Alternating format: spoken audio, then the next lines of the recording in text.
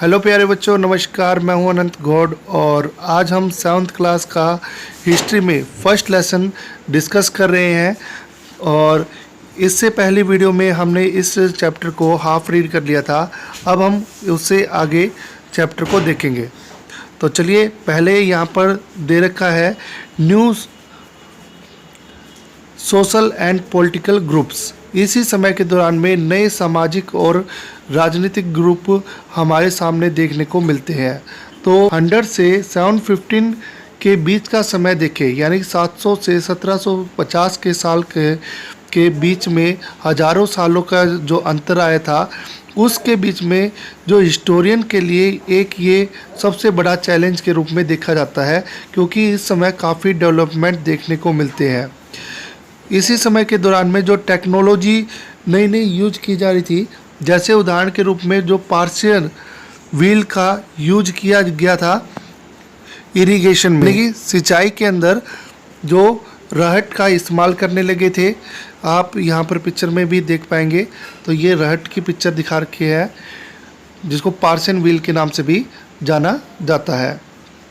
फिर हम देखते हैं दूसरा जो टेक्नोलॉजिकल चेंज आया था, उसमें जैसे स्पिनिंग व्हील्स का इस्तेमाल करने लगे थे वीविंग में, बुनाई के लिए जो है चरखे का इस्तेमाल करने लगे थे। और इसी समय के दौरान में फायर आर्म्स यानी कि आग्नेय अस्त्रों का यूज करने लगे थे लोग।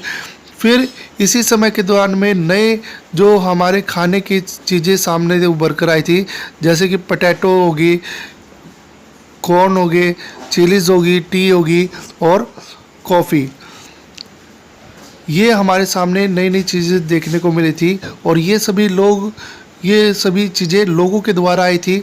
और इसी के साथ में वे अपने साथ में नए विचार भी लेकर आए थे और इसके कारण हमारे जो देश के अंदर काफ़ी परिवर्तन देखने को मिलता है। इकोनॉमिकल वे से, पॉलिटिकल वे से, सोशल वे से या कल्चरल वे से कई तरह के परिवर्तन हम यहाँ पर देख सकते हैं। फिर इसी समय के दौरान में अगर ये देखें तो ये काफ़ी बदलाव का समय था। इस समय काफ़ी जो लोग थे वो दूर से यात्रा करके भारत में नई अपॉर्चुनिटी की तलाश में आ रहे थे और यहाँ पर वे अपने भाग्य का निर्माण करना चाहते थे। इसके अलावा इसी समय के दौरान में एक नया ग्रुप देखने को मिलता है जो कि राजपूत के नाम से जाना जाता है। और राजपूत जो शब्द है वो राजपुत्र से निकला है, जिसका मतलब होता है the son of the rulers. जो राजा का बेटा होता था उसको राजपूत कहा जाता था। और ये 14th सेंचुरी में इस ग्रुप को एक वॉरियर ग्रुप के रूप में देखा गया था, जो कि अपने आप को क्षत्रिय होने का दावा करते थे। फिर इसमें जो ये भी देखते हैं कि ये जो टर्म थी केवल जो है राजाओं के लिए या सरदारों के लिए ही यूज नहीं की जाती थी, बल्कि ये उन सोल्जर्स यानी सिपाहियों के लिए भी यूज की जाती थी जो देश के अलग अलग हिस्सों में एक कमांडर के रूप में कार्य करते थे और अलग अलग मोर्चे पर कार्य करते थे। इनके बारे में इनके जो दरबारी कवि काफ़ी लिखते थे। और इसी समय के दौरान में और भी सामाजिक जो ग्रुप थे, पॉलिटिकल ग्रुप थे जो उभर कर सामने आए थे, जैसे कि मराठा हो गए, सिख हो गए, जाट हो गए, अहोम हो गए और क्षत्रिय हो गए। ये कई तरह के जो लोग थे, कई तरह के जो पॉलिटिकल ग्रुप हमारे सामने एक उभर कर सामने आए थे। और इसी समय के दौरान में अगर हम देखें कि जो काफ़ी मात्रा में जो जंगलों को साफ़ किया गया था, फॉरेस्ट को काफ़ी मात्रा में काटा गया था और यहाँ पर जो एग्रीकल्चर को ज़्यादा बढ़ावा दिया गया था।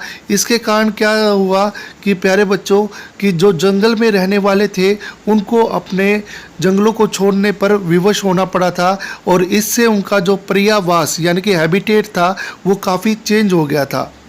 और वे कुछ उनमें से जो लोग थे जो जंगलों से निकल कर आए थे वो पीजेंट्स बन गए थे, यानी कि किसान के रूप में आ गए थे।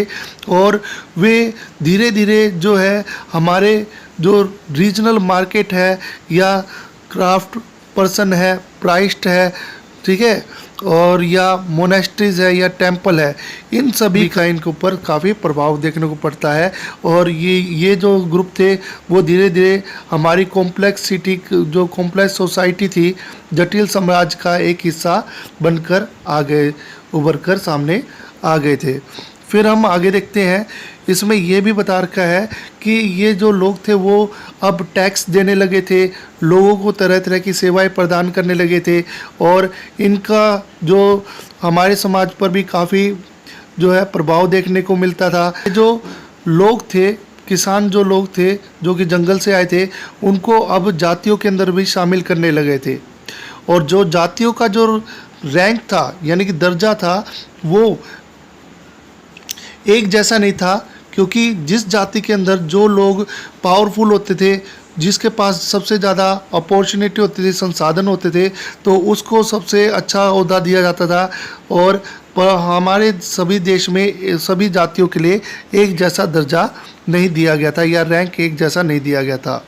अब जातियों की बात करें, जो प्रत्येक जो जातियाँ थी वे अपने खुद के रूल और रेगुलेशन बनाती थी।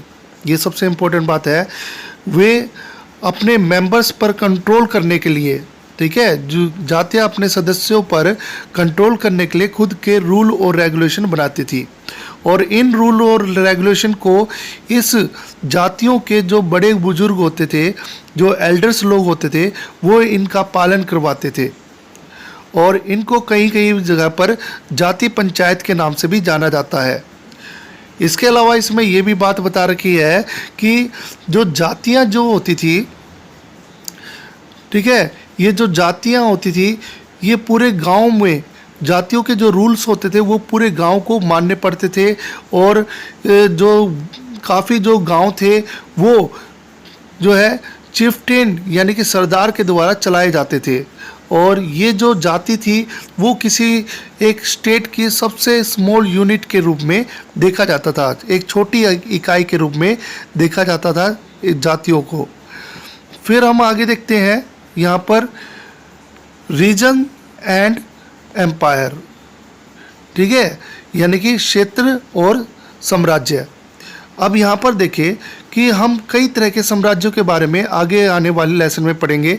जैसे चोलास की बात करें तो दूसरे चैप्टर में पढ़ेंगे, तो तुगलक के बारे में तीसरे चैप्टर में, और मुग़ल के बारे में चौथे चैप्टर में पढ़ेंगे।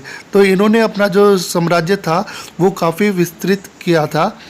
अब यहाँ पर एक संस्कृत प्रशस्ति के बारे में बात की जा रही है।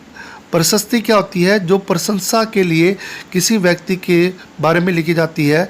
तो संस्कृत भाषा में यहाँ पर एक प्रशस्ति देखने को मिली है, और ये प्रशस्ति किसके बारे में थी? ये जो है सुल्तान गियासुद्दीन बलबन, जिसका शासन 1266 से 1287 के बीच में माना जाता है। 1266 से 1287 के बीच में इसका शासन माना जाता है। और इस प्रशस्ति में जो है बलबन के राज्य के बारे में बता रखा है कि जो बलबन का जो साम्राज्य था वो ईस्ट साइड में यानी पूर्व दिशा में तो बंगाल तक फैला हुआ था, और वेस्ट साइड में जो इसका साम्राज्य था वो गजनी तक फैला हुआ था, जो कि अफ़गानिस्तान में पड़ता है। और इसके अलावा ये भी बता रखा है साउथ में जो द्रविड़ एरिया था वहाँ तक साम्राज्य माना जाता है। तो इसका जो साम्राज्य था वो काफ़ी विस्तृत बताया गया है। इसके अलावा इसमें ये भी बता रखा है कि इसका जो साम्राज्य था वो आंध्र प्रदेश, केरल, कर्नाटक, महाराष्ट्र और गुजरात जैसे एरिया में भी इसका साम्राज्य माना जाता है। तो इस बात को लेकर कई बार जो हिस्टोरियन होते हैं ना, वो ये सोचते हैं कि भी ये जो प्रशस्ति लिख रखी है बलबन के बारे में, वो एक अतिशयोक्ति है, वो एक नेचुरल बात नहीं है कि एक व्यक्ति के पास में इतना बड़ा साम्राज्य हो सकता है। तो यहाँ पर अगर हम देखें तो ये जो है बलबन का साम्राज्य बता रखा है, और बलबन ने लौह रक्त की नीति अपनाई थी, ठीक है ना। ये भी सबसे इम्पोर्टेंट बात है जो कि बुक में नहीं दे रखी है। और यहाँ पर ये देखिए ये जो साम्राज्य दिखा रखा है, और यहाँ पर नंबरिंग दे रखे हैं, और इस नंबरिंग में यहाँ पर अगर हम देखें तो अलग अलग प्लेसेस को अलग अलग नंबर के माध्यम से दिखा रखा है। और यहाँ पर देखो हमारा जो हरियाणा में पड़ता है झांसी का भी वर्णन किया गया है, दिल्ली भी दिखा रखा है, कलानौर भी दिखा रखा है। हालांकि ये कलानौर दूसरा है। और इसी तरह से काफ़ी जो प्रदेश यहाँ पर दिखा रखे हैं। फिर हम आगे देखते हैं। तो ये मैंने बता ही दिया है कि ये जो बलबन का जो इतिहास था उसको देखकर जो इतिहासकार ये मानते थे कि जो ये जो है प्रशस्ति ये काफ़ी अतिशोक्ति करके काफ़ी ज़्यादा तारीफ़ कर रखी है। फिर यहाँ पर 1318 में एक अमीर खुसरो पोएट था, उसने भारत में बोली जाने वाली भाषाओं के बारे में बताया था कि यहाँ पर कई तरह की भाषाएं बोली जाती है, जो है लाहौरी, कश्मीरी, ठीक है, और तेलंगानी भाषा, गुजराती भाषा, ठीक है, मेलबेरी भाषा, और जो है गोरी जो बंगाल में बोली जाती है, अवध में जो अवधी भाषा जो कि जो ईस्टर्न उत्तर प्रदेश में बोली जाती है, और हिंदवई जो कि दिल्ली में बोली जाती है। इन भाषाओं के बारे में बताया। और इसके अलावा इन्होंने संस्कृत भाषा के बारे में बताया कि ये ऐसी भाषा है जिसके ऊपर किसी का प्रभाव नहीं है, ये अपने आप में एक स्वतंत्र भाषा थी और जो कि मोस्टली ब्राह्मणों के द्वारा बोली जाती थी। फिर आगे देखें कि जो 700 के आसपास ये देखा गया कि जो कई जगहों पर, कई क्षेत्रों में लोगों ने अपने एरिया को बांट लिया था, अपनी भाषा के आधार पर, अपने कल्चर के आधार पर कई तरह के साम्राज्य की स्थापना कर ली थी। और इन्होंने अपने अपने अलग स्पेसिफिक जो रूलिंग डायनेस्टी को भी बना लिया था। और इनके बीच में कई बार जो है युद्ध चलते रहते थे, लड़ाई चलती रहती थी। और इनमें से कोई ऐसी जो कुछ ही डायनेस्टी देखने को मिलती है जो कि अपना साम्राज्य जिन्होंने काफ़ी बढ़ाया था, जिनको पैन रूलर्स के या पैन रीजनल रूलर्स के नाम से जाना जाता है। सर्वक्षेत्रीय साम्राज्य इसको हिंदी में कहा जाता है, जिसमें जो है चोल्स हो गए, खिलजी हो गए, तुगलक हो गए और मुग़ल हो गए, इनका काफ़ी वर्णन आता है, जिन्होंने अपने साम्राज्य को काफ़ी लंबा चौड़ा बढ़ाया था। और मगर इन्होंने जो है ये सफलताएं लंबे समय तक नहीं पाई थी, क्योंकि इनका जो साम्राज्य था वो काफ़ी कम ही समय तक रहा था। फिर इसके बाद में जो ये भी बात बता रखी है, जब मुग़लों का जो 18th सेंचुरी में पतन हो गया था, तो उस समय के दौरान में कई जो रीजनल स्टेट उभर कर सामने आए थे और उन्होंने अभी भी जो है सर्वक्षेत्रीय साम्राज्य के अंदर अपने आप को चला रहे थे। और इसमें कई छोटे बड़े साम्राज्य थे जिनके अंदर जो है एक दूसरे से अलग मान्यताएं थी और कुछ उनसे मिलती जुलती भी थी, जिसके कारण जो उस समय के जो कल्चरल और इकोनॉमिकल वे से प्रभावित करता है। तो मुझे पूरी उम्मीद है कि आपको यहाँ तक लेसन समझ में आ गया होगा। Thank you for watching.